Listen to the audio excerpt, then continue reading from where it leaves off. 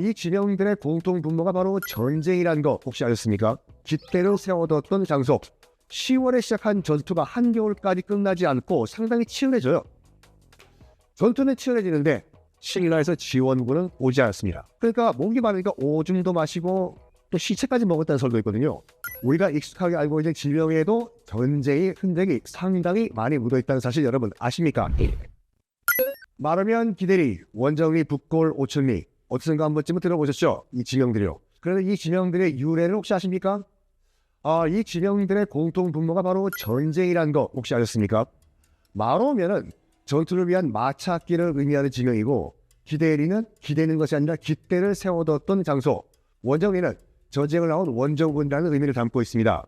전쟁통 속에서 북을 쳐 신호하는 것을 일컬어 북골이라는 또 이름이 붙여졌다고 하죠. 오천리는 당연히 5,000명의 병사가 머물렀던 곳이다 라는 뜻입니다. 자, 지구상에 현존하는 유일한 분단 국가죠. 우리나라. 고대 때부터 수많은 전쟁이 많았습니다. 그래서 우리가 익숙하게 알고 있는 지명에도 전쟁의 흔적이 상당히 많이 묻어있다는 사실 여러분 아십니까? 전쟁을 보면 우리가 보인다. 전쟁이라는 키워드로 알아보는 진짜 우리들의 이야기. 교과서에 등장하는 역사 소개가 아니다. 구전으로 대물림 되는 야사설. 그럴 수도 있었을 것 같은 상당히 그럴듯한 이야기. 상상력을 자극하는 역사 이면의 흥미로운 이야기. 야사를 바라보는 시간 야사시. 충청도로 한번 가볼까요 여러분? 아이고 거울 굴러가요. 충청도는요. 제가 또 원정이 충청도니까 이런 개그를 칠 수가 있거든요. 충청도는요. 고구려, 신라, 백제, 삼국이 대립을 하던 삼국시대 각축장이었어요. 딱 센터잖아요. 자, 우리가 주목해야 할 지명은 바로 충북에 있는 괴산이에요. 괴산. 2015년도와 2022년도 두 차례에 걸쳐가지고 괴산 세계 유기농 산업 엑스포를 개최한 바로 그 괴산. 자, 타임머신 타고 언제로 가볼까요? 서기 611년으로 가봅시다. 611년 10월 백제의 무왕이 또 선화공주 스토리로 유명하신 분이죠. 무왕이 신라의 가잠성을 점령하기 위해서 대군을 출동시킵니다. 자, 이 가잠성을 지키던 신라의 성주는 신라 장군 찬덕이라는 사람이었어요. 가잠성 백제군이 포위를 합니다. 공격을 계속해요. 전투는 무려 100일간 지속이 됩니다. 10월에 시작한 전투가 한겨울까지 끝나지 않고 상당히 치열해져요. 전투는 치열해지는데 신라에서 지원군은 오지 않습니다. 식량이 떨어지고 우물이 마르고 그러니까 온기 마르니까 오줌도 마시고 또 시체까지 먹었다는 설도 있거든요. 그렇죠. 일단 살아야 되니까. 자, 전세를 뒤집을 수 있는 기미가 보이지 않습니다. 서히 함락될 위기예요. 찬덕 성주는 결국 성 안에 있는 느티나무에 머리를 빡 들이받고 자결을 합니다. 그러면서 남긴 유언은 신라 왕께서 나를 믿고 보내셨는데 내가 그 기대를 저버렸으니 죽어서라도 백제인의 살점을 뜯어먹어 이 성을 되찾겠다라고 유언을 남겼다고 해요. 자, 찬덕이 죽은 이후에 612년 정월 가잠성에 문이 열리네요. 성문이 열리면서 결국 백제군은 항복을 하게 됩니다. 자, 여기까지는 삼국사기에 나와 있는 기록인데 자, 눈만 뜨면 전쟁이 꼬리에 꼬리를 물고 영토의 경계가 바뀌었던 삼국시대. 아시다시피 신라가 통일을 했죠. 자, 삼국을 통일한 신라의 무열왕이 이 찬덕의 이야기를 들었습니다. 자, 지금부터는 야사예요. 그 충절을 기리기 위해서 찬덕이 머리를 들이받고 자기랬던 느티나무를 잔뜩 심었다는 설이 있어요. 그리고 이곳을 느티나무 괴자, 한자로 괴자를 써가지고 괴양이라고 불렀다가 나중에 이제 괴산으로 바뀌었다라고 합니다. 이 한자 느티나무 괴자를 보면요, 나무 목자와 귀신 신자가 합쳐가지고 한 글자를 이루고 있거든요. 파자 토리에 보면 나무와 귀신이 함께 있다는 것, 즉 나무는 귀신이다, 귀신이 붙은 나무다라는 뜻인데 이런 지점에서 찬덕의 이야기가 사실일 수도 있다라는 그 추측도 가능하다 이 말이죠. 자, 어디 괴산뿐이겠습니까? 대전시 동구 직동이라는 데가 있습니다. 대청호변의 아름다운 마을인데요. 이 지명에도 신라와 백제의 치열한 전쟁의 흔적이 남아 있습니다. 저 마을 형태를 보면요, 지형을 보면 직선으로 뻗어 나온 형태라서 직동이라 이름 붙였냐 싶었는데 아니에요. 내려오는 썰이에요. 썰. 썰에 따르면 이 지역에서도 백제와 신라가 한판 붙었다고 하죠. 백제군이 신라군에 의해서 몰살이 됐다고 합니다. 그래서 백제군의 피가 냇물을 이뤘다 해서 핏골이라는 이름을 원래 썼다고 하는데요. 여기서 피는요, 나중에 피가 이게 그 약간 어감이 안 좋아가지고 이제 직동이라고 바뀌었다라는 설이 있는데, 이 피가요, 이게 블러드가 아니라 그 기장 있죠, 기장. 조 기장할 때 그 기장 피거든요. 먹는 거요. 그래가지고 당시에 불량미 피 기장을 갖고 가가지고 싸우다가 병사들이 죽어버리니까 다 흩뿌려져 있었겠지요, 기장이요. 그래가지고 이 동네가 이제 피 마을이다 라고 했다고 하는 설이 있습니다. 그만큼 전쟁이 치열했던 곳이다 라는 우리가 추측해 볼 수가 있는 거죠. 자, 삼국의 각축장이었던 충청도 지방만 해도 이렇게 지령들이 곳곳에 있는데, 청주시 청원구의 궁현리라는 곳도 있습니다. 백제 장수가 고구려에 패한 후에 활을 딱 꺾은 고개다라는 뜻이라고 합니다. 같은 지역인 청주시 청원구 내수면에 끝이렁터라고 있다고 하는데요. 백제를 지는데 왕 시절 장수 이사진이 고구려에게 크게 승리한 후에 그 시체를 대충 그을려 처리한 곳이다 해서 끝이렁터라고 한다고 해요. 대전시 동구에 있는 백골산성, 백제군이 신라군에 의해 몰살이 됐다 해서 그런 이름이 지어졌다고 하죠. 아마 시신이 썩고 남은 백골이 많이 출토가 돼가지고 그런 이름이 지어지지 않았나 추측을 해봅니다. 모든 지명의 역사적 유래, 팩트로 우리가 검증할 수는 없죠. 하지만 상당히 그럴듯하다라는 걸 우리가 알 수 있습니다. 우리의 호기심과 상상력을 자극하며 지나간 과거와 대화할 수 있게끔 하는 그런 스토리. 그거잖아요, 여러분. 삼국시대만 전쟁을 했냐? 그렇지 않죠. 한반도의 전쟁은 사실 지금 이 순간도 계속 이어지고 있습니다. 삼국 통일 후에 후삼국 시대를 거쳐 고려 시대에 이제 이르게 됩니다. 얼마 전에 드라마로도 이제 방영을 했던 고려 거란 전쟁, 여요 전쟁이라고도 하죠. 자, 이 전쟁과 관련된 지명을 무려 서울에서 찾아볼 수가 있습니다. 한양의 동쪽에 위치한 낙산, 풍수지리적으로는 청룡에 해당하는 낙산이 바로 그 주인공입니다. 자, 고려 거란 전쟁이 왜 일어났는지 한번 그 발단 알아보죠. 당시 만주의 거란족이 요나라를 수호합니다. 요나라. 대제국이었어요. 요나라는 고려와 일단 관계를 좋게 하려고 해요. 왜냐하면 요나라의 목표는 고려가 아니라 밑에 있는 대륙 송나라의 전복이 목표였거든요. 뒤에 있는 일단 고려를 좀 약간 너희들 뒤통수 죽어, 이게 중요했어요. 그래서 일단 관계를 좋게 가질 수밖에 없는 상황이에요. 근데요, 고려 입장에서 봤을 때는 요나라가 싫었어요. 왜? 요나라가 발해를 멸망시켰기 때문이거든요. 태조 왕건이 고려를 왜 고려라고 했겠습니까? 고구려를 계승했다고 해서 고려라고 진짜로 그렇게 했어요. 아니, 요나라가 발해를 멸망시켰잖아요. 발해가 어떤 나라입니까? 고구려의 유민들이 세운 나라잖아요. 그래서 왕건은 발해를 굉장히 사랑했어요. 심지어는 우리와 혼인한 나라라고 이제 부르기도 했었거든요. 발해를 거의 이제 커플로 본 거죠, 부부로요. 그런데 이 요나라가 발해를 멸망시켰지 않습니까? 그래서 고려 입장에서 봤을 때 요나라가 너무 미웠어요. 이런 가운데 요나라가 924년 사신 30명과 낙타 50마리를 고려에 보냅니다. 우리도 좋게 지내자. 그랬더니 고려가 언제 어떻게 했냐? 요에서 온 사신은 야!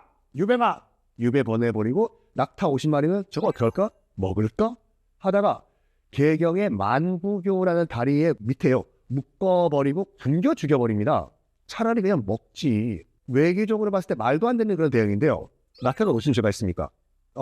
하여간 이 사건 이후에 여기다 보낸 사신을 쫓아보내고 낙타를 굶겨 죽여? 외교관계 아웃! 급속도로 냉각됩니다.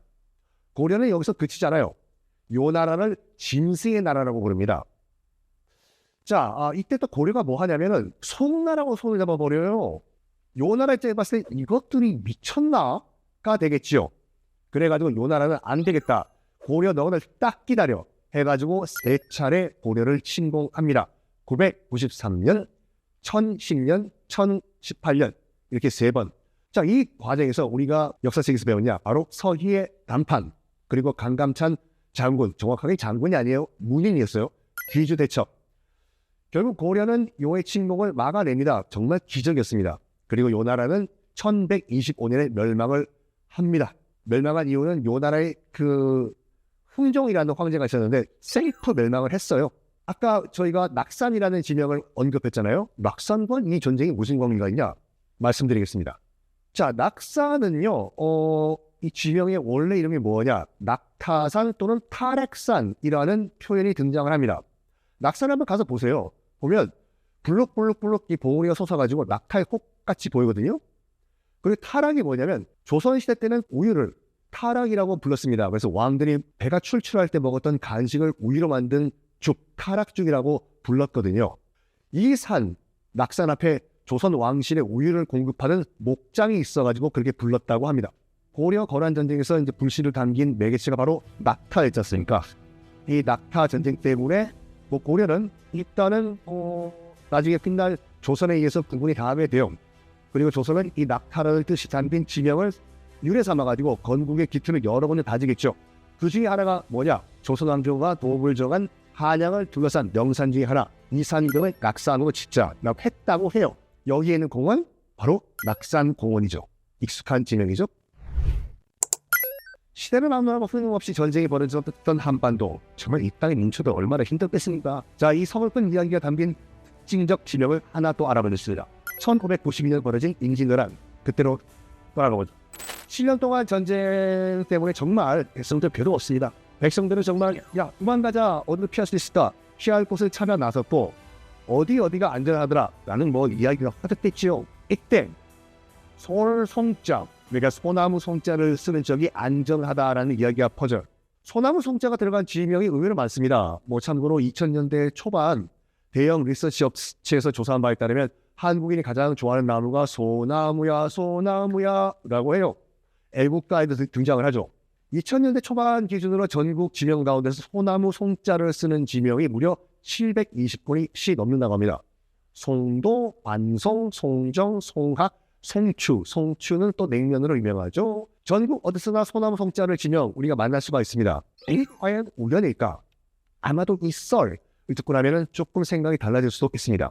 자, 임진왜란 당시 나돌던 속설이 뭐였냐? 난리가 나자 가장 안전한 피난처는 바로 소나무 송자가 있는 지명이다라는 믿음이 퍼졌어요. 임진록이라는 한 소설에 따르면요, 당시 이제 일본군 적장이었던 고니시 유키나가의 여동생이 오빠에게 편지를 썼다고 합니다. 편지 내용에는 이런 말이 있다고요. 읍파상, 솔송자가 있는 곳에 가지 말라 데스. 송자가 있는 곳을 함을 유 알았다가 대피할 것이다 데스. 라고 편지 내용에 썼다고 해요. 동생이 너 그런 말을 한다 데스까 하니까 고니시 유키나가가 소나무 송자가 들어간 지역은 당연히 피해라 데스까 했겠죠. 그래서 피했다는 썰이 있어요. 실제로 외국의 통로였던 포항에도 솔송자가 들어가는 지명 송을곡, 송내에 동이 있었는데 왜군이 지나갔다는 기록이 없다고 합니다. 여기에 재미있는 해석이 또 보태져요. 1990년대에 이 솔송자의 지명이 이게 정말 소나무인가? 사람 이름일 수도 있다라는 주장이 나오는데 사람 이름? 그럼 누구일까? 하다가 송! 당시 명나라 원군의 장수였던 이여송이 아닐까라는 추측이 나오기도 했어요. 이여송은 조선제가 맞습니다.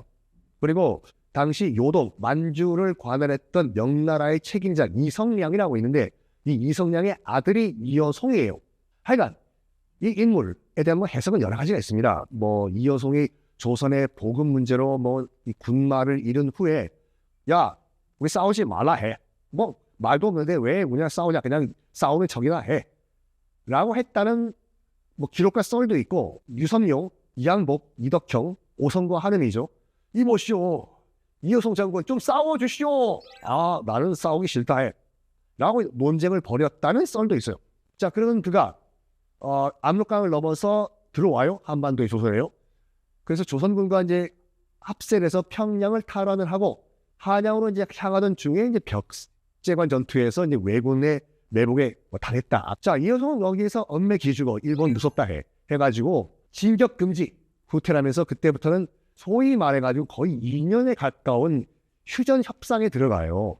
하여간 일본 본토에서 봤을 때는 어쨌든 대국이잖아요. 명나라가요. 이빨 빠지는 호랑이라고 하더라도 명나라 장수였던 이여송이 무서운 존재였던 것은 우리가 추측을 할 수가 있어요. 그래가지고 이여송을 피해라 라는 어떤 메시지가 갔을 것이다 라는 추측에서 나온 설이 송을 피하라 라는 설의 바탕일 수도 있거든요. 이여송의 송자가 바로 소나무 송자이기 때문에 그렇습니다. 고니시 유키나가 여동생은 명나라 원군 이여송 장군을 피하라라고 조언을 했는데 왜군은 소나무 송자가 들어갈 지명을 피했다라고 우리가 추측을 해볼 수가 있던 것이죠. 어쨌든 간에 소나무 송자가 들어가는 곳은 안전한 곳이다라는 믿음이 백성들 가운데 있었다는 것은 우리가 웃고 넘길 수만은 없어요. 당시에 얼마나 절박했습니까? 내 아들, 딸, 내 어머니, 우리 가족들 조금이라도 살리기 위해서는 어디가 안전하더라라는 그 설, 지푸라기라도 잡을 수밖에 없었던 그런 상황을 생각하면 정말 묵직하게 가슴을 울리는 그런 스토리가 아닐 수가 없습니다. 전쟁의 사흔이 묻어나는 한반도의 여러 가지 지명들, 역사라고 하기에는 사실을 솔직히 확인할 방법은 없습니다. 그렇다고 또 야사라고 단정짓기에는 너무나도 그럴싸한 세월의 배경이 있죠. 그 속에서 우리의 삶을 다시 한번 우리가 되새겨 볼 수도 있는 기회이기도 합니다. 역사는 계속되고 있고 안반구의 전쟁은 아직도 끝나지 않습니다. 오늘도 전쟁 때문에 생겨난 지명이 우리 입에 계속 오르고 있기 때문이죠. 소중한 삶의 터전이 이 지명들을 통해서 평온한 삶의 주는 행복의 가치를 한번 살펴보는 것은 어떨까요? 오늘의 6시 여기까지입니다.